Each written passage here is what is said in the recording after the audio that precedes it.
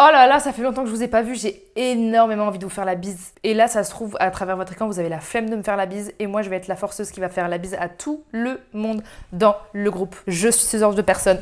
Vous m'avez manqué! Ouais, j'en fais 4 parce que je suis 2 fois plus relou et que j'habite à Paris. J'espère que vous allez bien, ça fait 1000 ans, j'ai trop hâte de faire cette vidéo, je suis hyper excitée parce que je vais tout simplement répondre à des questions piquantes. Je vous ai demandé sur Instagram de me poser des questions auxquelles vous penseriez que je ne répondrai pas et je vais tout simplement y répondre sans langue de bois et sans langue de beatbox. D'ailleurs, vous m'avez vraiment posé tout type de questions, des questions qui sont soit liées à l'argent, soit liées au milieu de l'influence, à ma vie en tant que maman. Bref, vous m'avez posé des questions diverses et variées et je vais y répondre aujourd'hui. Sans tourner autour du pot et en parlant de pot, je me trouve incroyable. Pardon, hein, mais...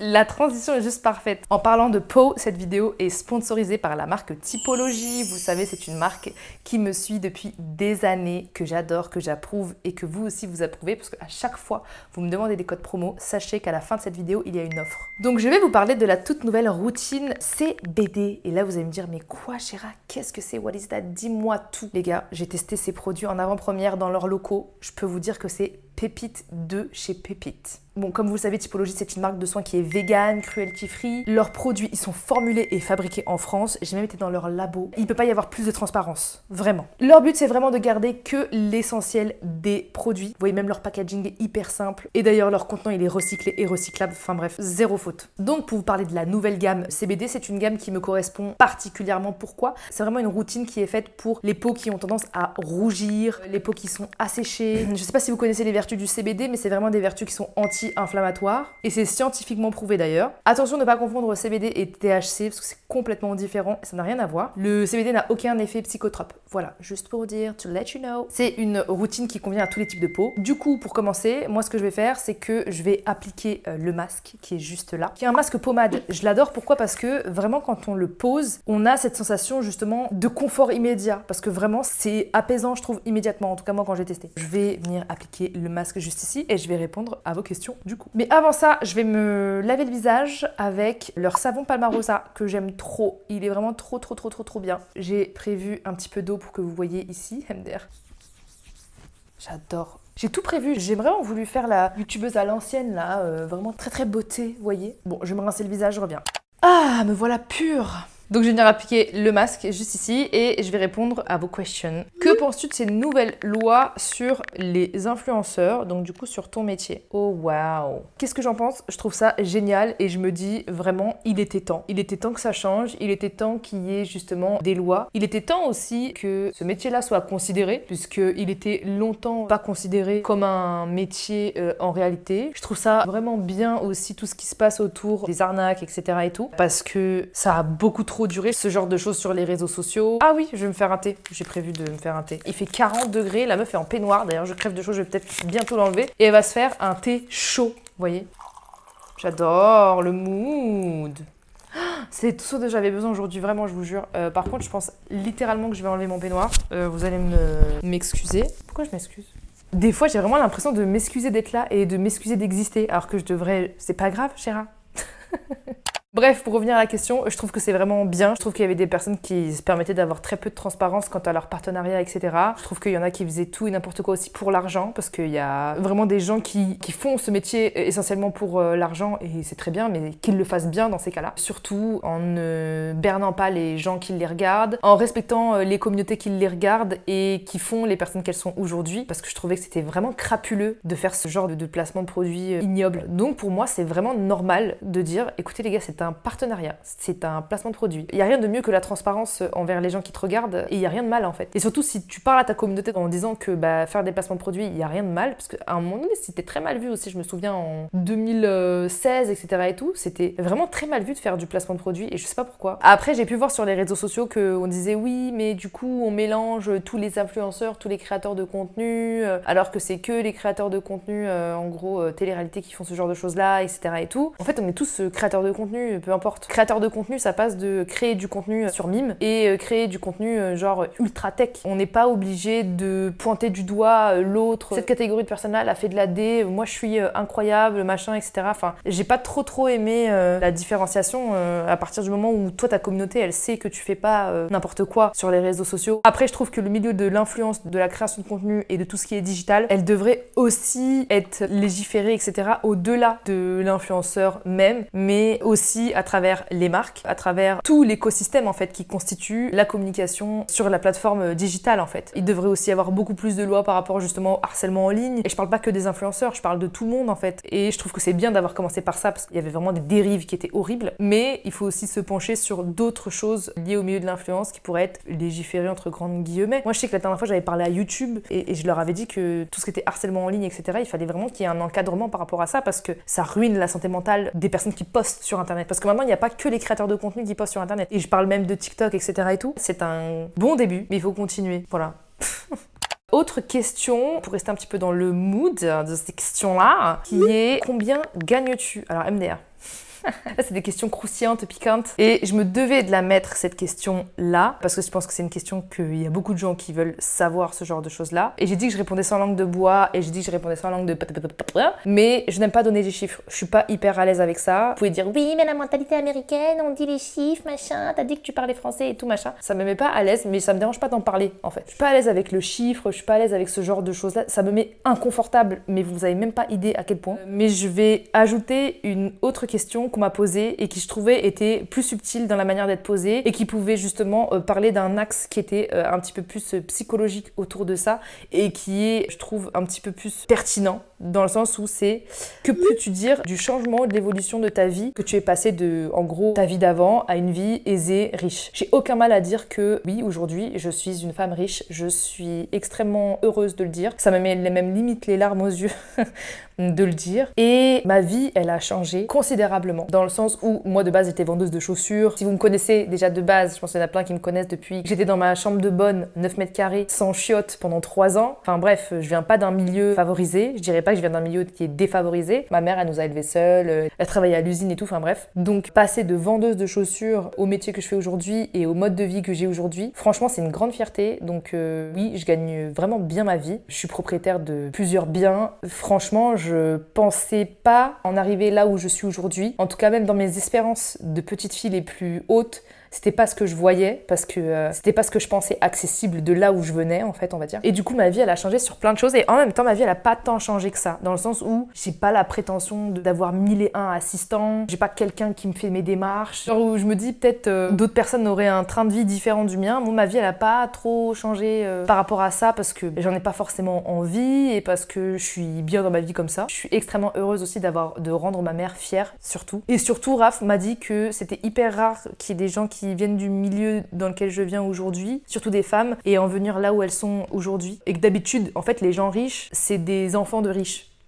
En gros. Faire ce gap-là, c'est assez difficile, donc je suis hyper contente en fait. Du coup, voilà. C'est de cette manière-là que j'aime dire les choses. J'aime pas parler de chiffres. Mais j'ai répondu à une question à laquelle j'oserais pas, en règle générale, répondre, avec lesquelles je suis hyper pudique et qui me met un petit peu mal à l'aise. Mais ça me fait quand même du bien de vous en parler parce que je me dis, bah, peut-être qu'ici, il y a des personnes qui me regardent à travers cet écran, peut-être qu'ils seront contents de partager mon succès, peut-être que ça donne aussi de l'espoir aux personnes qui faisaient les métiers que je faisais avant ou autres, de se dire que même si c'est extrêmement dur et que j'ai pas envie de vous dire, oui, on peut avoir tout ce qu'on veut aujourd'hui dans la vie, non. Quand on est issu de minorité, quand on est une femme, quand on est rebeu, quand on vient de banlieue, il y a des choses qui sont beaucoup plus difficiles à obtenir, c'est une vérité. J'aime pas ce discours de quand tu veux, tu peux, alors lève-toi, comme dirait Kim Kardashian, lève-toi et travaille. Non, pour toi c'est facile parce que ton père il était avocat et que t'es riche, et pour des personnes qui viennent de milieux différents, qui sont issues de minorités, peu importe la minorité, c'est 10 fois, voire 100 fois plus dur. C'est pas si tu veux, tu peux. Non, il y a plein de facteurs qui sont mis en compte. C'est hyper aussi déculpabilisant de se le dire. Ce sont des choses qui sont possibles. Et voilà. Vous m'avez aussi posé une autre question. Je vais peut-être rincer mon masque, les gars,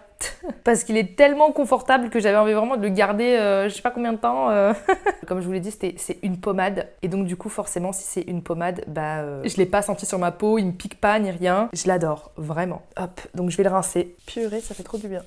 Ah. purée. Donc ensuite, il y a un assemblage botanique à appliquer qui est juste incroyable. C'est une huile de nuit pour le visage, donc je vais venir l'appliquer plutôt ce soir avant de dormir. Elle est à base de 6 extraits botaniques aux propriétés qui sont donc du coup anti-inflammatoires, donc ça va venir aider la pose du masque que vous avez fait juste avant. C'est régénérant et ça va venir apaiser justement votre peau contre toutes les rougeurs, les sensibilités que peut avoir votre peau en fait. Et c'est aussi 100% d'ingrédients d'origine naturelle. Donc vraiment, c'est 2 produits de leur nouvelle gamme routine CBD. Donc je trouve ça vraiment génial. De toute façon, tout est en barre d'infos. Moi, je vais venir appliquer mon sérum acide hyaluronique d'origine végétale. C'est mon produit préféré de la marque et il est vraiment incroyable. En fait, si vous voulez, c'est un sérum qui justement ne va pas être collant, qui va être facile à appliquer. Ça va pas venir coller, faire des peluches ou autre. Enfin bref, je suis ultra méga fan de ce produit, genre vraiment.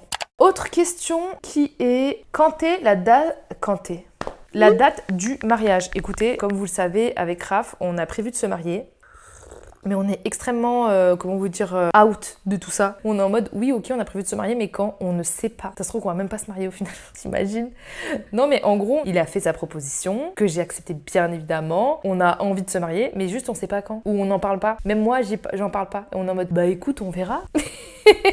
On n'est vraiment pas du tout en train de se prendre la tête sur une date ou autre. On se dit juste, quand on se posera, on fixera une date et puis on verra. Mais j'ai trop envie aussi de faire une fête de fiançailles, enfin une fête de proposition. Je sais pas, je crois que ça existe et j'en ai parlé dernièrement et je me disais, j'aimerais bien faire cette fête parce que ce sera une fête où je pourrais inviter des gens que j'inviterai pas à mon mariage. Donc du coup, ce sera un petit peu plus grand, un petit peu plus fun, pas fun, je dirais pas que mon mariage sera pas fun, mais je sais pas comment vous expliquer. Dites-moi si vous connaissez des gens qui ont fait des fêtes de fiançailles. Après, je sais qu'on fait des fêtes de tout, mais voilà, je me demandais.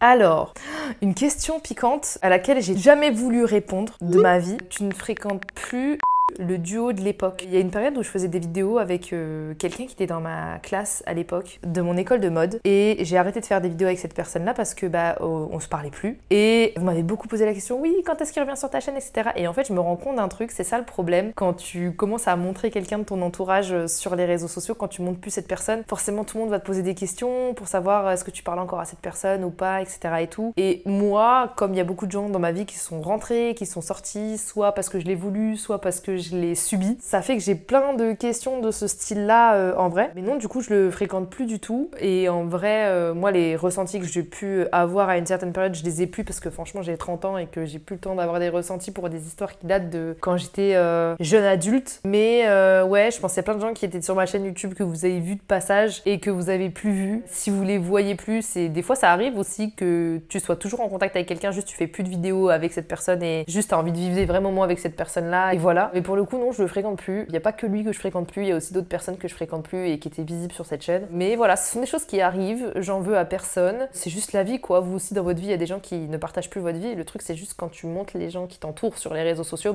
ça te remet un couteau dans le ventre quand on te dit mais en fait, tu lui parles plus ou tu lui parles plus. Bon, maintenant, ça me met pas de couteau dans le ventre, mais à l'époque, en tout cas, je sais que c'était une question qui me fâchait. Je disais, putain, j'ai pas envie d'y répondre et en même temps, meuf, c'est aussi normal que les gens se posent la question et c'est pas méchant non plus, quoi. Les gens, ils ont le droit de se poser des questions. Donc, du coup, voilà.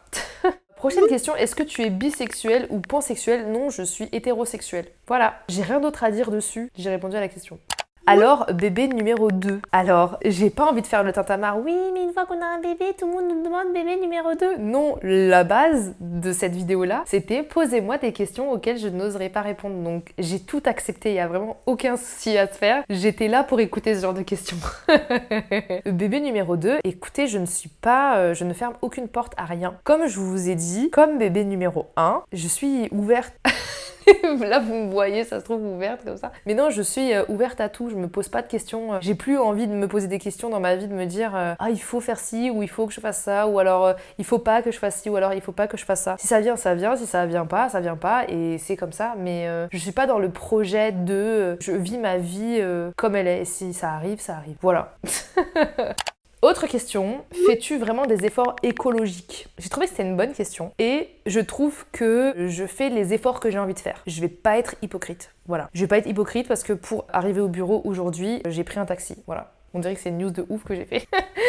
Mais non, je suis pas du tout hypocrite par rapport à ça. Je suis même pour le fait de ne pas être hypocrite par rapport à ça et pour dire que chacun fait de son mieux. Et à partir du moment où chacun a conscience qu'il fait de son mieux, du coup, ça pousse les gens à faire encore plus de leur mieux en fait. Plutôt que de leur reprocher sans cesse, ah, tu fais ci, tu fais ça, tu tries pas tes ordures, tu machin. Ça saoule. Genre franchement, je vous jure, ça saoule. La dernière fois, je me suis pris la tête avec une personne qui me suit et qui me suit depuis hyper longtemps parce que j'avais pris l'avion pour faire Paris-Nice. Et elle me dit ouais, franchement, t'étais pas obligée de montrer que t'as pris l'avion, etc. et tout. J'ai dit oui, mais en fait, à ce moment-là, je me voyais pas non plus cacher. J'ai pas envie de cacher en fait. Et elle me dit oui, mais tu te rends pas compte que t'as quand même un impact dans ce que tu fais, etc. et tout. Je fais oui, mais toi, tu te rends pas compte que en fait, tu m'as même pas dit bonjour. Limite, tu vois, ça me donne pas envie non plus de comprendre ton propos ou alors pas d'essayer de faire des efforts. Mais franchement, en fait, le ton agressif, il donne pas envie en fait. Et elle me dit oui, mais est-ce que tu m'aurais répondu si j'avais pas été agressive? Et j'étais en mode putain, c'est pas bête ce qu'elle dit. Et ça m'a énervé encore plus. Mais du coup, je lui ai dit oui, mais quand même, ça se fait pas. En gros, j'ai dit ouais, mais en fait, tu sais pas pourquoi j'ai pris l'avion. Ça se trouve que j'ai pris l'avion parce que je suis malade, parce que j'ai une maladie et t'en sais rien. Ça se trouve, j'ai pris l'avion parce que mon train de vie de maman, il me fatigue et que je me voyais pas prendre le train pendant 5 heures pour faire plaisir à tout le monde et que au fond de moi, j'en avais pas envie parce que je suis fatiguée, etc., etc. Et tu vois pas aussi les autres efforts que je peux faire dans ma vie de tous les jours, comme tout simplement essayer de reprendre le métro de plus en plus, alors que j'étais traumatisée du métro parce que je me suis fait agresser, je sais pas combien de fois dedans. Et du coup, elle m'a dit franchement, ça me saoule parce que je te suis depuis des années et ça me saoule que notre première conversation soit une embrouille. Et je dis mais moi aussi ça me saoule. Et après, on est grave tombé genre en mode d'accord l'une envers l'autre, en mode je lui ai dit franchement, je suis désolée si j'ai été agressive et je suis désolée de cet échange-là. Mais moi aussi, je suis désolée si je t'ai agressée, mais j'espère que t'as compris. Et moi, je lui dis mais j'espère que t'as compris. Bref, donc du coup, au final, ça a été une discussion full of love. Il y a plein de choses que j'essaie de comprendre par rapport à ça, mais j'ai aussi envie de faire comprendre que les choix qu'on fait, on les fait à jour J. Et si au jour J, on n'est pas parfait, peut-être que demain, on pourrait s'améliorer, être mieux. Peut-être qu'après-demain, on fera pas les mêmes gestes. Mais si on est indulgent envers soi-même et si on apprend aussi aux gens qui nous regardent d'être indulgents envers eux-mêmes, peut-être que du coup, ça ira mieux en fait. On voit pas les efforts que chacun puisse faire. Donc j'aime pas me pointer du doigt pour dire toi ce que tu fais c'est pas bien, toi ce que tu fais c'est pas bien. C'est hyper culpabilisant et ça donne pas envie. Est-ce que je fais des efforts justement d'un point de vue écologique? J'estime que oui, je fais beaucoup plus d'efforts d'un point de vue écologique qu'avant, ça c'est clair. Est-ce que je fais les efforts maximum? Non, ce serait mentir. Mais vraiment, j'essaye de m'éduquer le plus possible autour de ça et de faire les pas que j'ai envie de faire. De manière totalement transparente aussi avec vous. Parce que j'ai pas envie de vous mentir en vous disant ouais, regardez, j'ai pris le train, je suis trop une meuf écolo, je suis pas comme les autres influenceuses qui prennent l'avion. Non, je prends l'avion. Je prends pas de jet privé, c'est clair, mais je prends l'avion des fois pour des petits courriers. Mais c'est vrai que j'essaye aussi de faire attention. Voilà, j'ai pas envie de mentir. J'ai 30 ans, je suis sur YouTube, j'ai envie de faire évoluer les choses sur plein de choses. Je donne mon maximum sur plein de choses, mais j'ai pas envie de mentir. Voilà, c'est tout ce que j'avais envie de dire. Autre question, vous m'avez posé une question, j'étais un peu choquée de cette question. Est-ce que tu aimes Enjoy Phoenix, personnage et contenu? Je me suis dit mais pourquoi on me pose cette question? On m'a posé plusieurs fois cette question, je me suis dit mais c'est pas possible. Alors je me suis dit peut-être que parce que je fais partie de l'ancienne génération qui a en gros évolué un petit peu avec elle, même si elle est beaucoup plus ancienne que moi, parce que moi mes débuts c'était en 2013. Pourquoi est-ce qu'on me pose cette question tout le temps? Est-ce que tu l'aimes, machin et tout, machin? Je vais vous répondre en toute transparence. C'est une fille qui fait le même métier que moi, c'est une fille que je respecte énormément pour son parcours. Pourquoi? Parce que c'est extrêmement difficile, je trouve, d'être dans la longévité quand on est créateur de contenu et de continuer à produire du contenu, de continuer à essayer de se diversifier, de continuer à se donner, de continuer à faire des choses, etc. et tout, à toujours évoluer dans ce milieu-là. Je trouve que c'est très courageux de continuer à faire ce métier-là quand aussi on te met les bâtons dans les roues, quand tu vis du harcèlement en ligne. Vraiment, j'ai énormément de respect aussi pour toutes les créatrices de contenu de ma génération qui sont encore là parce que franchement, je vous jure, c'est pas facile. Après, je sais qu'il y a des gens qui m'ont dit oui, mais c'est pas facile, mais travailler à l'usine aussi, c'est pas facile. Je sais, il n'y a pas de problème, mais psychologiquement aussi, je vous jure, c'est dur. Enfin bref. Il y a vraiment tout un aspect, les gens pensent qu'on pose notre caméra et qu'on parle. Bien sûr qu'on pose notre caméra et qu'on parle, là c'est ce que je suis en train de faire. Mais c'est gérer plein de choses autres qui peuvent être difficiles pour avoir eu plusieurs métiers, parce que je sais qu'il y en a qui ont été créateurs de contenu qui n'ont jamais eu de métier avant. Pour avoir fait plusieurs métiers, c'est un métier qui a énormément de points positifs. C'est un métier qui est privilégié, on va pas se mentir, mais il y a un aspect qui est difficile. Il y a un revers de la médaille, hein. Dans tous les métiers, il y a des revers de médaille, on va dire. Et donc du coup, je trouve que pour avoir la longévité de sa carrière, vraiment respect, chapeau à elle. Est-ce que c'est un contenu dont je suis affinitaire? Non, voilà. Je suis pas affinitaire de son contenu. Je la suis sur Instagram. Son contenu sur Instagram, je l'aime bien. Je le trouve vraiment bien. Je regarde pas ses vidéos YouTube parce que je suis très picky dans les vidéos YouTube. Il y a très peu de créatrices de contenu que je regarde. Il faut vraiment susciter mon attention. Pas que son contenu soit médiocre ou autre. Juste, il me parle pas à moi spécifiquement, comme beaucoup de contenus sur YouTube ne me parlent pas. Je suis difficile à cliquer. Franchement, si j'avais une communauté comme moi, j'aurais 5 abonnés et personne regarderait mes vidéos. Je sais même pas si je regarderais mes propres vidéos. Oh, non, franchement, je m'auto-sabote là. Je sais pas si je regarderais mes vidéos. Est-ce que je serais consommatrice de mes vidéos? Non, parce que moi, les vidéos que je regarde, j'aime bien regarder Micode, je regarde Océane, j'aime trop. Je regarde même plus Squeezie, c'est vous dire. Et je regarde même plus Joyka, je regarde plus trop. C'est bizarre, hein? Est-ce que vous aussi? Je sais pas. Je regarde les anciennes vidéos de Jerem Star. MDR, pourquoi? Parce que ça me fait pouffer de rire, mais à un point, mais vous avez même pas idée. Je me dis, waouh, ça me manque cette période. Vous voyez ce que je veux dire? Donc ça veut vraiment rien dire. C'est quelqu'un que je respecte. C'est quelqu'un, j'ai pas créé des liens spécifiques avec elle, comme j'ai pas créé des liens avec beaucoup de créatrices de contenu, parce que c'est très difficile pour moi de créer des liens.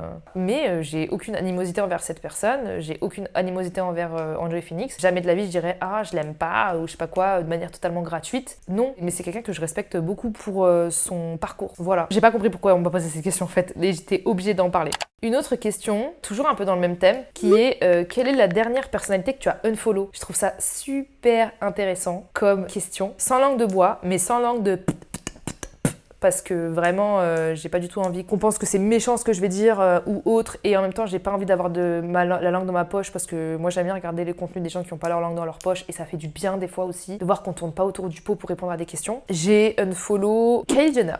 Non mais c'est vrai, j'ai unfollow Kylie Jenner je crois. J'ai unfollow Kim Kardashian, bref toute la clique, parce que je me dis mais pourquoi je les follow, c'est complètement inutile. Après en personnalité, qui est-ce que j'ai unfollow? J'ai unfollow My Better Self. Pourquoi je l'ai unfollow? Tout simplement parce que je me retrouve plus dans son contenu, pour être tout à fait transparente avec vous et pour être sans langue de j'arrive plus à trouver l'authenticité en fait du contenu, et j'arrive pas à me sentir à l'aise avec ça. Du coup je me suis dit que j'étais pas en adéquation du tout avec ce que je suivais. En fait à chaque publication je soufflais un peu, voilà, je vous le dis en toute transparence, je soufflais, j'étais en mode Après, je me suis dit, bon, Chéra, unfollow parce que ça sert à rien en fait ce que tu es en train de faire. Donc, du coup, j'ai unfollow. J'ai rien du tout contre cette fille d'un point de vue personnel. Elle est même très sympathique. Je dis pas du tout le contraire. Mais j'avais envie de répondre à votre question de manière totalement transparente. Et j'ai unfollow Nabila. Alors, pourquoi j'ai unfollow Nabila? Tout simplement parce qu'elle m'a unfollow.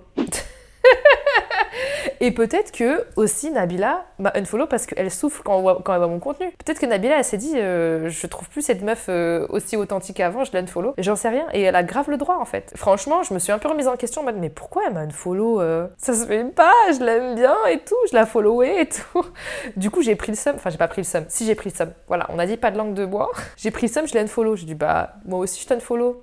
J'étais un peu déçue, waouh, ça m'a vraiment brisé le cœur. Mais après je me suis dit bon bah tant pis. Mais au final voilà, toutes les personnes que j'ai unfollow, moi aussi on m'unfollow, moi aussi il y a des personnages publics qui m'ont unfollow. Peut-être que mon contenu leur parlait tout simplement plus, c'est la vie, tu vois. Mais j'aimerais qu'on me le dise si un jour mon contenu il est plus authentique. Et s'il vous plaît, qu'il y ait l'un d'entre vous qui m'envoie un DM et qui me dise Chéra, j'ai pas aimé ce post, je le trouve pas authentique, ça te ressemble pas, et qui m'explique vraiment pourquoi. Parce que je suis trop ouverte à la critique, mais qui est construite. Parce que j'ai besoin de ça aussi, vous voyez. C'est pas ma mère qui va me dire ouais, ce que t'as fait là c'est pas cool ou des trucs comme ça. Elle regarde même pas trop mon contenu, vous voyez ce que je veux dire. Mais toujours de manière hyper constructive, genre en mode où je me dis ah, et ça me fait réfléchir, vous voyez, pour que je m'améliore en gros. Du coup voilà, je vais appliquer ma crème hydratante qui est ma crème préférée de la mort qui tue. Vous voyez comme je l'ai saignée, elle est toute écrabouillée. C'est la crème visage à 9 ingrédients. Je l'adore, elle est vraiment incroyable, elle est sensationnelle. Oh, je suis pouponnée quoi, ça fait du bien les gars. Ça m'a fait trop du bien de vous parler. En tout cas les gars, sachez une chose. Sachez que je n'ai pas de code promo. Je suis vraiment désolée. Avec Typologie, on s'excuse, mais on s'est dit qu'on allait quand même vous chouchouter. Et on s'est dit qu'on allait quand même faire une offre exclusive pour vous. Là, je suis méga contente. Donc, dès 45 € d'achat, avec le lien qui est en barre d'infos, vous allez avoir une version de mon sérum préféré, qui est le sérum à l'acide hyaluronique végétal, pour que vous puissiez le tester et pour que vous puissiez vous dire que Chéra a grave raison, le sérum il est incroyable. Du coup, voilà, je suis trop contente de vous faire cette offre-là et que vous puissiez au moins repartir avec un produit en plus, d'autant plus que c'est une version miniature que vous pouvez emporter dans votre valise, que vous pouvez emporter dans vos trousses et tout, surtout pour l'été, là c'est important, les formats miniatures. Ce n'est pas négligeable. En tout cas, merci beaucoup à Typologie d'avoir sponsorisé cette vidéo. Tous les liens des produits que j'ai utilisés sont en barre d'infos. Merci beaucoup à vous pour tout. Je suis trop contente d'avoir fait cette vidéo. Ça m'a fait du bien de vous parler un petit peu en mode cœur ouvert. J'aime trop les chit-chats. Dites-moi si vous avez aimé cette vidéo en commentaire. Et aussi, qu'est-ce que vous avez pensé de ce que j'ai dit. Ça m'intéresse. Et sur ce, comme d'hab, je vous aime très fort et je vous fais de gros bisous. Bisous!